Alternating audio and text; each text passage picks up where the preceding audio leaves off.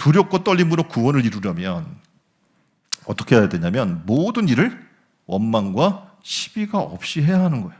그러니까 여러분이 구원을 이뤄나가야 되잖아요. 구원을 받은 걸로 끝이 아니라 이 구원을 이뤄나가야 되는데 이걸 유지하고 지속시키고 나아가려면 뭐 해야 된다고요? 모든 일에 원망이 없어야 돼요. 시비가 없어야 된다라고 지금 바울은 얘기해 주고 있는 겁니다. 자, 하나님의 자녀된 사람들이 피해야 할 것이 있다면 그것은 원망과 시비입니다. 자, 여러분이 언제 원망과 시비의 마음이 들어옵니까? 언제 그래요? 나를 지금 내가 열심히 일하는데 인정해 주지 않아요. 그러면 원망이 들겠죠. 그리고 똑같이 들어와서 있는데 어떤 사람은 직분을 더 받고 대우받는데 나는 못 받아요. 그럼 어떻게 해요? 시기가 내 안에 들어오게 되겠죠. 다시 말해서 인정받지 못하거나 내 이기적인 욕심이 채워지지 않을 때 시기나 원망이 등장하게 되는 거예요.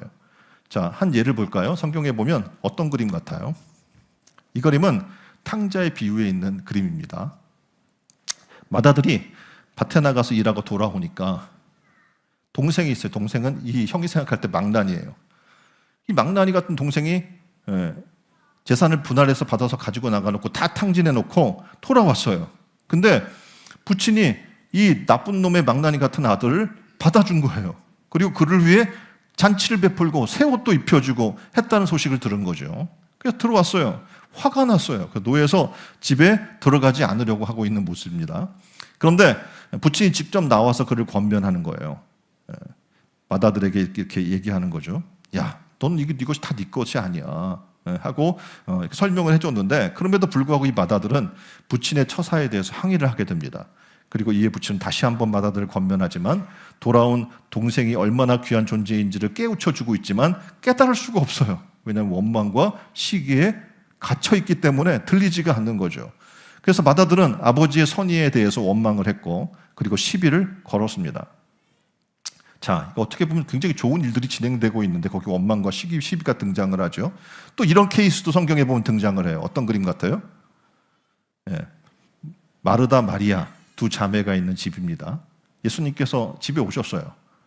분주하게 마르다 언니는 이제 뭐 식사도 준비하고 여러 가지 준비할 게 너무 많은 거예요. 분주해요. 근데 이 동생 마리아가 뭐 하고 있어요? 예수님 앞에 앉아서 말씀만 듣고 있는 거 너무 얄미워. 그래서 예수님한테 가서 따졌어요. 저 동생을 좀 나 좀 도와주라고 혼 좀 내줘요. 나 혼자 이렇게 땀 뻘뻘 흘리고 고생하고 있는데 뭐라고 좀 혼내줘봐요. 이렇게 얘기했더니 예수님이 걔는 걔의 복을 받고 있는 거야.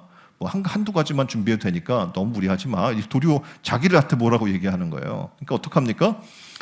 하나님, 예수님께서 지금 말씀하시는데 책망해 주기를 원했는데 도리어 그것이 받아들이지 않게 되니까 이 마르다의 마음에 뭐가 생겨요? 원망이, 불평이, 그 동생에 대한 시기가 등장하게 되는 거죠. 자, 우리가 신앙생활 하던 동일한 일들이 반복됩니다. 근데 이러한 원망과 불평에서 벗어나야 될 것을 얘기해요. 왜냐하면 하나님을 거역하는 세상에서 하나님이 원하시는 것은 뭐냐면 우리가 흠과 점 없이 거룩함으로 빛을 발하는 삶을 살기를 하나님은 원하시기 때문에 그렇습니다. 세상은요, 원망과 불평으로 가득 차 있고 우리의 신앙의 삶도 그렇습니다. 계속 비교해요, 남과. 그래서 내가 조금 대우받지 못한다고 생각하면 원망하게 되어 있어요. 어떤 사람은 태어난 환경, 부모를 원망해요. 어떤 사람은 어린 시절에 자기의 상처를 주거나 손해를 끼친 가족이나 친구나 이웃을 원망합니다. 결국 이러한 원망과 불편은 어떻게 됩니까? 서로에 대한 불신과 다툼을 일으키게 되겠죠. 하나님은 원망으로 가득한 이 세상 속에서 우리를 하나님의 백성으로 불러주셨다는 사실 여러분은 기억해야 돼요. 자, 출애굽기 때를 한번 볼까요? 1세대는요, 하나님의 주신 약속을 믿지를 못했어요. 그래서 계속 원망해요. 물이 없다, 배가 고프다, 뜨겁다, 뭐하다, 계속 삶이 원망이에요. 결국 어떡합니까? 그들은 약속의 땅에 들어가지 못해요. 원망과 불평으로 말미암아. 다시 말해서 우리가 구원을 이뤄나가야 되는데 구원의 진영으로는 들어가긴 들어갔는데 구원을 이루는 삶까지는 못 산 거죠. 만약 우리의 예배도 똑같은 이들처럼 출애굽기 1세대처럼 원망과 불평이 나온다면 우리를 통해서 하나님의 거룩하심을 드러낼 수 없게 되겠죠. 가나안의 첫 성인 여리고성을 공격을 앞두고 하나님께서 여호수아에게 처음으로 명령한 게 무슨 말씀이냐면요, 너희 입에서 아무 말도 내지 말라는 거예요. 구원을 이루려고 했더니 맨날 궁시렁거려. 제 옆에 사람 보세요. 예? 입만 열면 꿍시렁이야. 뭐 이렇고 저렇고 뭐 배가 고프고 뭐 이렇게 해주고 저렇게 해주고 계속 이 백성들도요 광야에 나와서 계속 원망하는 거예요. 줘도 원망이고 뭐 못 받아서 원망이고. 그러니까 뭐라고 얘기하냐면 야 아무 말도 하지 마. 그리고 그냥 돌아 성을.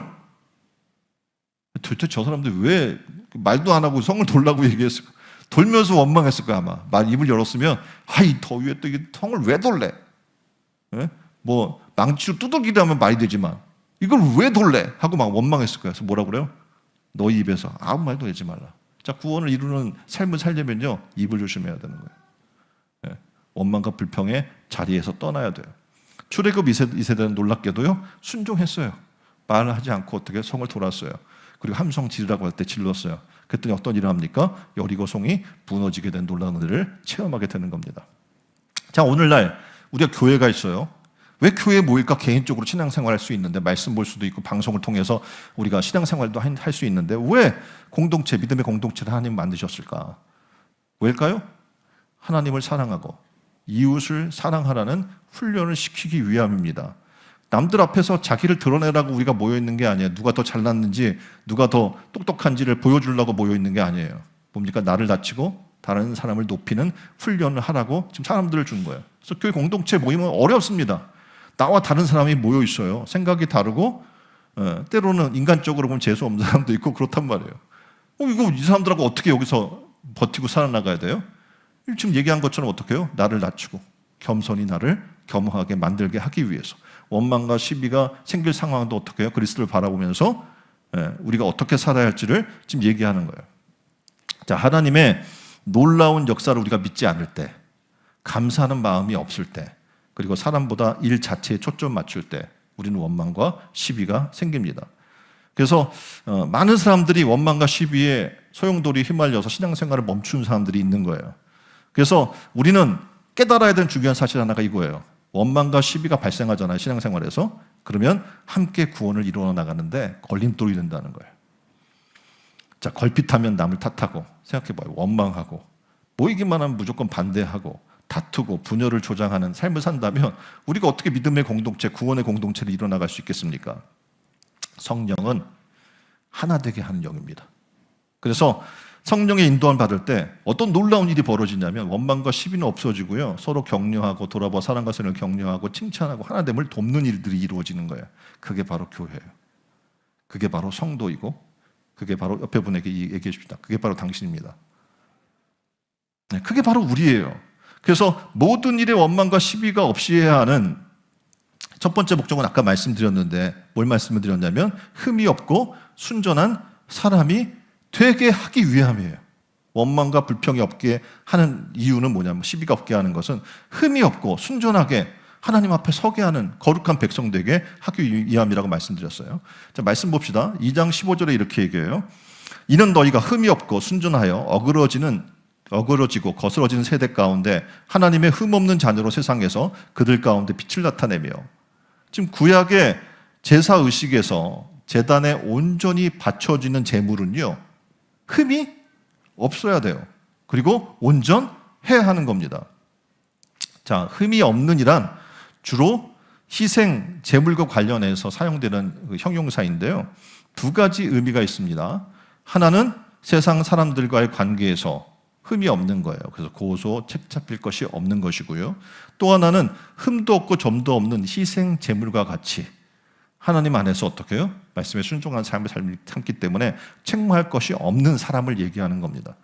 15절에 어그러지고 거스리는 세대를 얘기할 때 이건 뭐냐면 악하고 음란한 종말의 세대를 얘기해 주고 있는 거예요.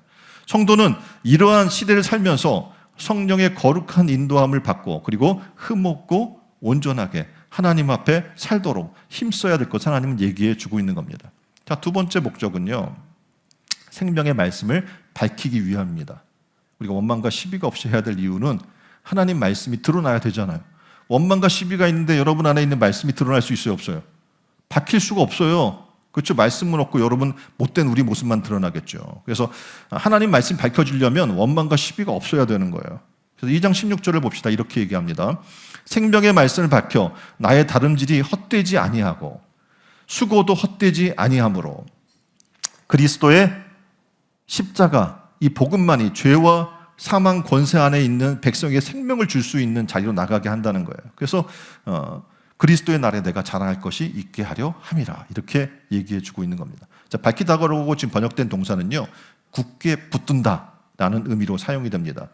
지금 바울이 복음을 전하는 일들에 대해서 뭐라고 얘기하냐면요, 경기장에서 운동선수가 다름질하는 것에 비유를 하고 있는데, 복음을 굳게 잡고 그 복음에 합당하게 살아가는 것, 복음을 전하는 자신이 이렇게 다름질하는 것과 같은데, 그렇게 온전히 하게 될 때 이 다름질이 헛되지 않게 된다는 거예요.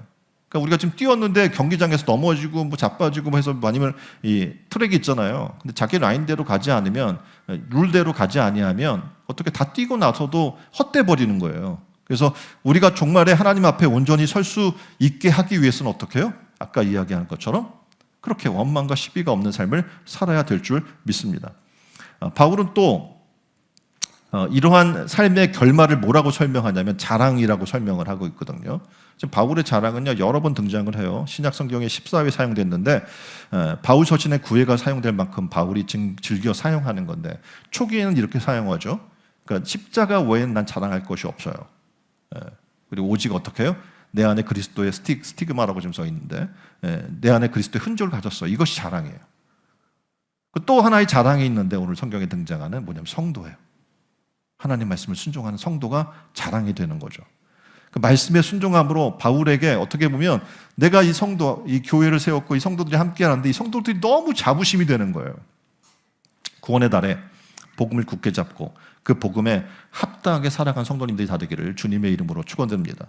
그래서 하나님께 자부심이 되고, 또한 담임 목사인 제게 여러분이 어떻게 굉장히 자랑스러운 그런 참된 자부심을 일으키게 하는 성도들이 다 되시기를 주님의 이름으로 축원드립니다.